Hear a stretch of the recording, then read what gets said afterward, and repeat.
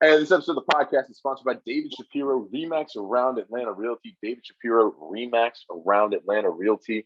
He'll tell you about Uptown. He'll tell you about Downtown. He'll tell you about Clowntown. He can tell you about Pound Town. Don't ask me about that one too much, though. David Shapiro, Remax Around Atlanta Realty. Excellent realtor in the Atlanta area. He does all your needs. You got somebody you need to come fix something for you. He's your guy. David Shapiro, Remax Around Atlanta Realty. Best realtor in the game around Atlanta. Tash, who the hell do we have on tonight?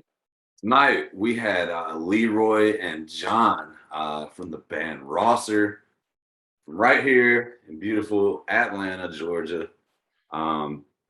Very just all over the place band, but great music. Everyone should get out and check them out.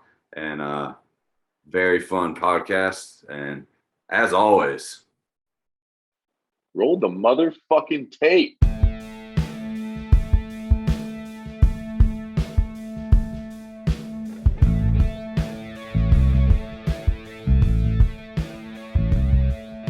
All right, welcome back to another episode of Indiebnb. Today, we're joined by a local favorite for us out of Atlanta, the band Rosser. We got Leroy and John. How are y'all doing today? Doing good. Real good. Glad to have y'all on. I'll turn this to Grant here for a second, kind of show how we came across y'all's path. I think it's one of the more interesting stories of how we kind of came across y'all. I'd say it's one of my favorite ones. I'm on a bird going to Smithsville Bar. I parked it. It's a Friday night in beautiful Atlanta, Georgia. And I am crossing the street, and I turn over to some people behind me. I'm like, "Are y'all going to see Pip the Pansy today?" And they go, "Fuck no, you're going to see the band Rosser. They're going to be playing stadium someday." And I was like, "Oh, all right." So I went up, got a drink, and I was like, I'm not going to stay for this opener if I got some fucking stadium band playing down in the Atlanta room. So I walked my ass down the stairs and had my face blown off by your band. And so I was immediately just like, dude, these are the guys. These guys rule. I told Tash, and we featured you guys on the page and everything, and the rest is history. And here we sit. But you guys have a ravenous fan base. The guy was wearing it looked like a NASCAR or like a bowling shirt. So whoever the bowling shirt guy was told you things. Yeah, we pay our crowd well. Yeah. We've got a lot of people on the payroll, and they're good people. We have a strict interviewing process, and once we get them, we keep them. But yeah, I was fired up, and I was like, you know what? Whoever says that, this band's gonna deliver. I mean, shit, it was unbelievable. That's awesome. Well, thanks for listening, and thanks for coming. I hope we didn't disappoint. Oh, absolutely not. Absolutely not. It was a great precursor. I went after y'all were done. I went upstairs, Pip the Pansy played, and I had a good evening. So it was great. Yeah, that was a fairly interesting gig for us for many reasons. There were gremlins in the club that night, I think, or it was a full moon, or I don't know. And hopefully it sounded okay, and we put on a decent show. But man, we had more things go sideways during that show than I think we've ever had. Starting when Robbie, our drummer, was getting on stage. We walk out to some music, and Robbie goes first because he's the drummer. And, we had a pretty snug set, on stage that night. And so he's walking around the front of the stage, and then he goes to squeeze in between my amps and his drum set. And I had a stack of amps sitting there, and I have this beautiful vintage Dan Electro half stack that, it's from the 60s or something. And I had just literally that day got it back from the shop getting refurbished for the first time in its life. And I spent, all this money getting it totally re-gutted, redone, everything. So I'm like so excited about using that amp at that show. And so it's a cabinet that's on these really slick casters, like it's on wheels. And then I've got like my tweed fender, and I put that on top of the cabinet. And then the Dan Electro head goes on top of the fender. So it's this, stack of triple shit. So Robbie's trying to squeeze between my amp and his drum, and he loses his footing.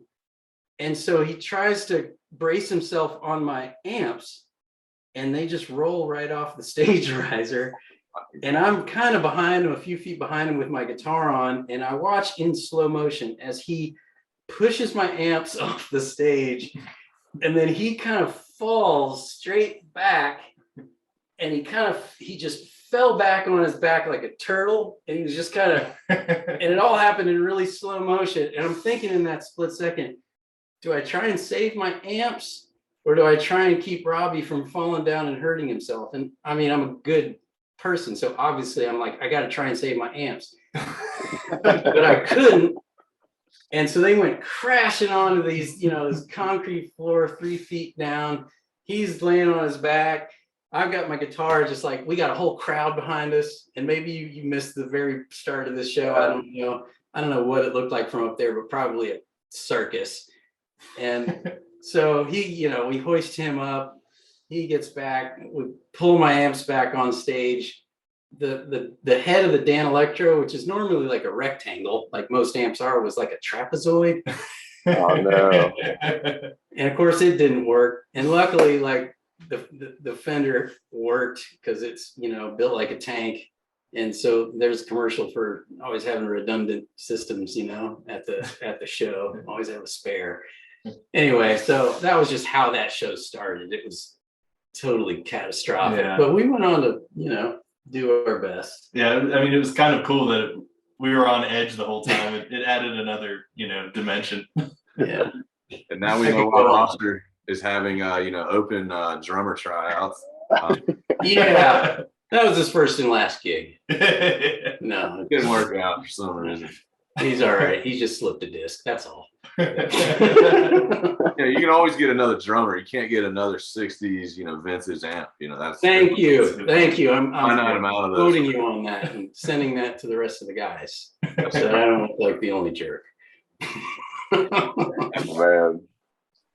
Well, yeah, let's get into y'all's music. I was listening to y'all's new album today, and y'all, more than any band I think that we've had on, cannot be put into a box. I mean, it was like, if you'd have told me, blind, Pepsi Challenge, oh, this band's from the 80s, or this band's from the 90s, or this band's from the 2000s, or the 10s, or now even the 20s, I would have just been like, yeah, they're from the 90s.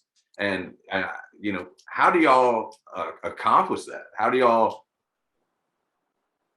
play so many different roles and blend genres, but somehow still sound fluid as like the same band? It still sounded the same, but it's unbelievable. I was blown away. Thank you. Yeah, thanks. That's a huge compliment. Yeah.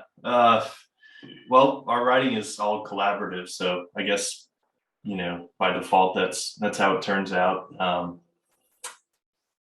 And yeah, I don't know. It's kind of weird that we do have like a lot of 80s in our music, and certainly wasn't intentional. But yeah, we don't go searching for like any particular era sound or anything. But I think, as John said, like we are 5 guys with wildly different influences and backgrounds and approaches, to music. And so I think it just kind of, it sort of shakes out that way. And then, we can't discount that our producer, Dan Dixon, is just a huge contributor to our music in a way. He kind of comes around, the tail end, right? We write the songs and get them all assembled and everything. And then we go into the studio, and he kind of just helps shape it a little bit, and then applies, some of his creative, alchemy to the sound that you wind up hearing on the record. And then that helps kind of inform us after that, after we go into the studio, we've then come out of that with like a really crystallized version of our music. And so we'll always bring like another 10-15% out of that recording experience and then apply it. And then it's like, we're locked in. And so I don't know, man, I think it's just that we all just contribute such diversity over the decades, because we're all different age groups and shit. So I think like, we just naturally kind of have all those decades represented in our band and in our musical history, and that's what we bring to the table. Just kind of mix it in. I was trying to the best that I could do to like pin it down was I thought it was y'all sounded like a mixture of like if you took all the members of Interpol and like dropped them in the Velvet Underground and we're like, all right, just go. And I pointed, like Loverboy to me sounds like it came out in the 80s. And then, we're gonna get it did come out in the 80s. Okay.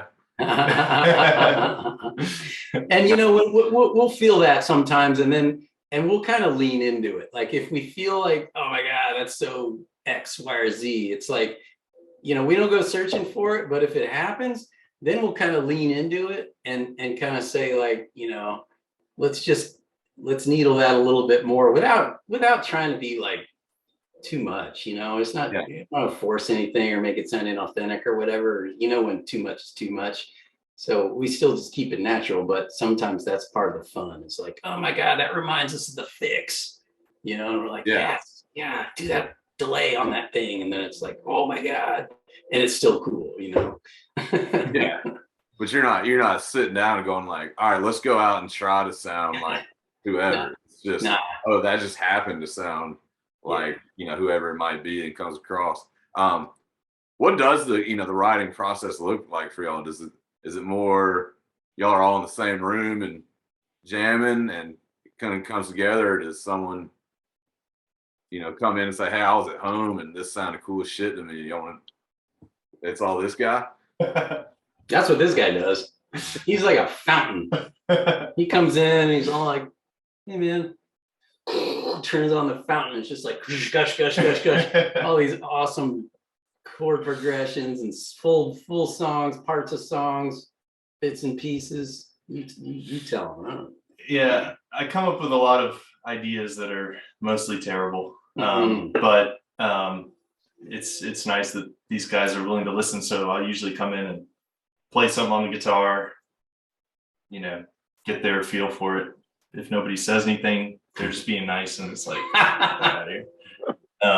And that that happens a lot. But when they like something, then we just pile on. And it's funny too because and it doesn't always work this way. I don't always bring the initial idea, but it's it happens that way a lot of times. And so I'm a recording engineer too, so I have like a home studio set up. And when I come up with some ideas, sometimes they're just on my phone, sometimes they're just in my head, but like a lot of times I'll sit down and demo them out in my house. And and so I know what that sounds like in my head, and then when I bring it to the band, I come back that night like with a rehearsal tape, and it's just like, not only is it like 80 times better, but it's also way different. And it's so I know like I don't know how like Tame Impala or like the artists that are like one person that make beautiful music by themselves, I don't know how they do it, because anything I make is very one-dimensional, but I'm glad to have a band that brings it to life. So y'all don't run into a lot of creative control conflicts or anything? A lot of fist fights. It's healthy. Yeah. No, it's an A part. No, that's a B part. Fuck you. It's an A part. No, it's all fun and yeah, there's tension, man, when we're trying to, come up with a bridge or arrange the song, or we're pretty respectful with each other about like not telling each other what to play or how you should play that or play this or do it that way or whatever. That doesn't happen, but we do get into arguments about, I don't know, like whether that's the bridge or that shouldn't be the bridge, or whether the song should end there or keep going or whatever. Opinions fly. And sometimes, we're pretty, I mean, this is just a blessing how prolific we actually are. And I don't mean we finish, all the songs that we start, but, this guy brings tons of raw material to the table, and we stand some ideas up, that John doesn't start either, just out of jamming, somebody just starts twiddling something, and then within 10 seconds the whole band is playing it together, and then it takes a left and a right, and then we're all like, okay, stop, look, let's record this, or let's talk about this as a part. And so it's like, I've never been with a group that's just so prolific, with new ideas. We can't keep up with ourselves, honestly. It's hard sometimes just to we have to okay, wait, let's keep trying to finish that song we played last week. Because as soon as we get into practice, somebody starts playing something brand new, and then we're 30 minutes later playing that brand new thing. And it's like, hold on, we had that song from last week we're trying to finish, so we'll never finish anything without, applying some self-discipline. Yeah. But it's the fun part, it's just playing. So yeah. Always the bridge, isn't it, that gets everyone all riled up? Oh man, it sure is. And damn, they're hard to find too. God, pretty good bridge is just a hard thing. Yeah. It's a hard possum to track. It's always the second chord of the bridge. Yeah. You're a smart man. Well, yeah, let's we do a little segment to do a song spotlight. And we chose Tiny Hotspot. And so, y'all take us through that song from, the way I like to describe it, it didn't exist to it's it's a finished product and everything in between. Okay. I know, okay, so I remember where I was when I came up with the main guitar part that you hear at the beginning, which is like the rhythm guitar. So it's probably not the part that the ear drags to, because he plays all the good stuff. But I was working at a studio, and there was a guy there, a guitar player there, that had some cool vintage guitars, and he left them overnight. And so it's like wrapping cables up, finishing the session as an engineer, as assistant engineer, in fact. And he was like, you can play any of these guitars you want. So I picked up, it was an old Gibson, I think maybe Junior, something cool, like something real simple. And that that chord progression came out right then and there. And I remember the engineer was mixing the day's work in the other room. I was in the recording room. So I shut the door and got my phone out and recorded it on the electric guitar, not plugged in, so you could barely hear it. And I don't know how many weeks later it was, but then I brought it to these guys, and from there, I don't know. I remember that. And you pulled out I think our first song we ever maybe wrote in completion. Maybe it might have been Strange. It might have been the second. Oh one. yeah, okay. Strange is probably the first one. So this is now going, but we're digging 4.5 years ago now or something. So I do recall though, that chord progression he's talking about is, if you listen to that track and listen, not the guitar that's going chank chank, but the dun, dun, dun, dun, dun, dun, dun, dun. Yeah. It's kind of jazzy. It's got this sort of swing, and he's sliding chords and all this stuff. So he brought that to the table, and it was, I don't know, it did not take long where I recall thinking when I was listening to that, I don't want to play something obvious rhythmically on this, because it's such an elegant and sort of weirdly complex progression. And I think I was thinking about either the Clash or Police or something like that. And I was trying to find the beat in that progression, and I'm like, jank, jank, jank. And Kevin right away picked up on a beat. And suddenly we had this thing that was so tricky that we're just like, oh my God, it felt like we just jumped on a car going 80 miles an hour, and we're like, whoa. Yeah. And it just had this bop, and it was slinky and slithery and really pop, it had a pop and a catch to it. And man, that was an awesome little assembly. And then between there and Leif, he just spits lyrics out like I've never played with a guy as lyrically and vocally talented as he. And one of the things that makes him so good is that the rhythm of his phrasing. It's not just that he sings really great. It's not just that he writes really incredible, conceptual, colorful lyrics, but he also like rhythmically constructs lyrics like I've never met anybody or heard anybody do. And so where that song to me is all about rhythm. It's all this sort of syncopated kind of, stuff. And I mean, he just slapped something right down. And then to me, that song, the other part of it that I just, will take to my grave is the little guitar solo that I play in there.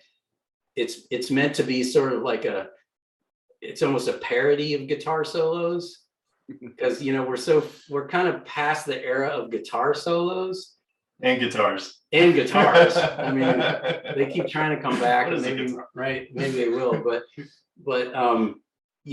that's a real like fuck you guitar solo. Tried to make it just as like trashy and like bad, but kind of like as good bad as I could, just that's my face when you're listening to it. I'm just going, Anyway, so it all just kind of came together into something that we wanted to, we thought was a really fun song and a foot tapper. Yeah. So that's all I can recall. Yeah, same. Yeah. It's cool. Yeah. But yeah, I think it's beyond a foot tapper. I mean, it made me dance a little bit, I can't imagine it live.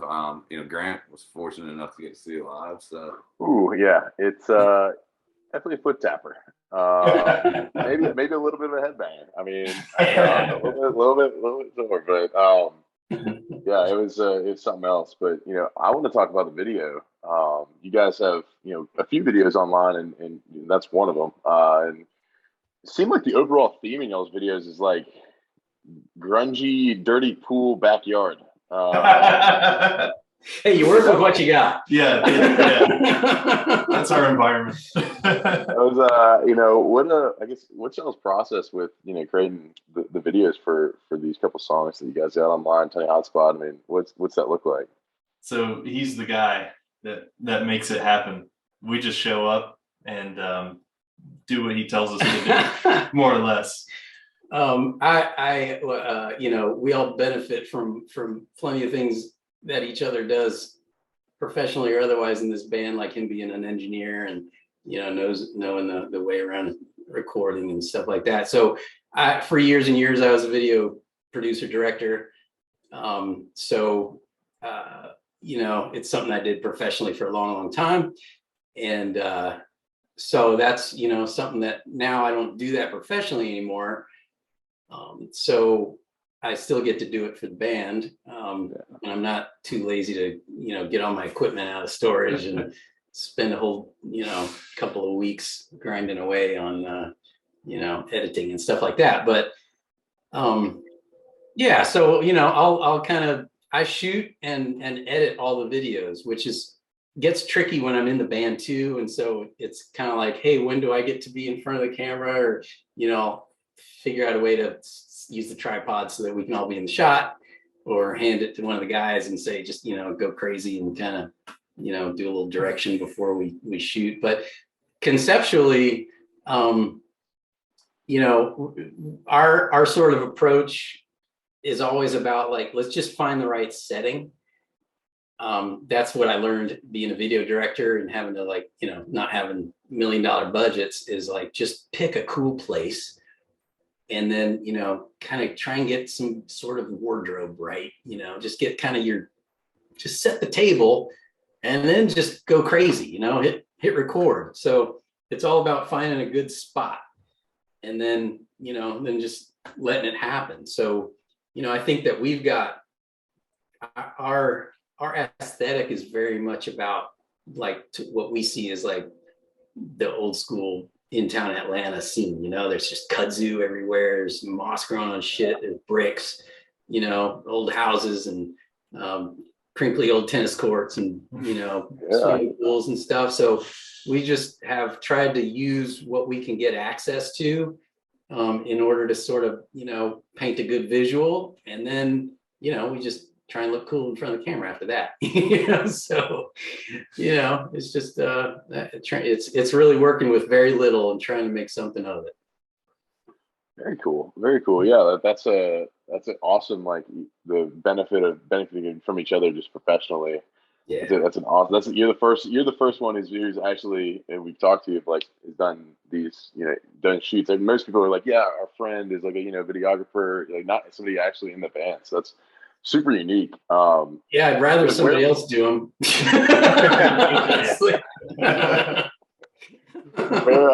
if you know anybody, send them our way. we'll keep an ear out. We'll keep an ear out. But where'd you guys do where is the dirty tennis court and all that stuff from? I think it's Rabbit's Foot. Is that one? Has yeah, Rabbit's Foot. So Justin, our bass player, actually, this is bonkers, but he bought this house a couple of years ago that was, you know, pretty run down. It was kind of like this a little bit of a shabby, you know, compound kind of thing. And so, you know, it came with this decrepit old tennis court and this cracked old swimming pool and this big old house. It's bonkers, man. It's like I just feel like Hemingway hung out there, you know. but yeah, so he picked that thing up. You know, he flips houses and stuff, and that was just kind of one he discovered because he finds deals like that. That's a talent of his, and he picked it up, and that's become sort of our home base. Gotcha. Yeah, very cool. It's where we rehearse now too. Yeah. Oh, yeah. Yeah, we were rehearsing this big, you know, stripped living room that's like, you know, kind of stripped down to the studs almost, but it had all this awesome old vintage wallpaper. So he kept that up, you know. So we've got this sort of half, not even renovated, kind of weird mansion-y kind of place. It's very Southern Gothic, you know, and we just get to spread out in this big old living room of this place and play. Yeah. I should have a show there. Oh, he wants to. We've had a couple performances on the tennis court, like at the beginning of COVID. We thought, yeah, this would be great, you know, play outside. People can come and celebrate art when we were all locked down. And of course, the neighbors got pissed and yelled. You could hear them over the trees, like, "Shut the fuck up!" But you know, we tried. But yeah, and actually in Rabbit's Foot, like the guy that's playing tennis, right, when he starts dancing, he's in that room with that chandelier, and that's like the room adjacent to our living room. So you can kind of get a flavor. All those shots were done in and around that house. So you see all that cool wallpaper in those shots and stuff. And Kevin playing on the toilet in the blue bathroom. I mean, that's awesome that y'all. The setting is not somewhere where y'all just like you looked on Craigslist. This is your guy's house. Yeah, or one of his projects. That is super cool. But yeah, with that, I mean, let's dive into a little Pete Peterson's party pack of questions. So we're gonna go John and then Leroy, and then so that way y'all know who answers first. Gonna be rapid fire, quick 20 questions, and here we go. Pete Peterson's party pack of questions, 20 questions right in a row. All right, let's kick it off with cake or pie. Cake or pie? Pie. Pie. Hi. Okay. All right. Circus peanuts. You guys a fan of circus peanuts? The big No. orange peanuts you can get at the gas station. No. No. Yeah, no. Hard no. Hard no. Hard no. Hard no. Yeah. Are aliens real? Probably. Yeah. Yeah. All right. What about Sasquatch?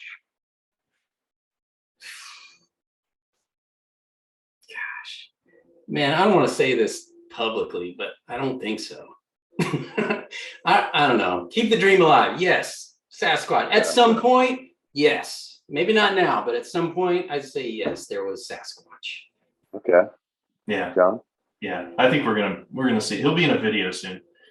Okay. It was a surprise. In the- Oh well, words out. The swimming Like shroud pool. him in Sasquatch coming soon. Watch a video. I like it. I like it. All right. Is love at first sight real? It's yeah, absolutely.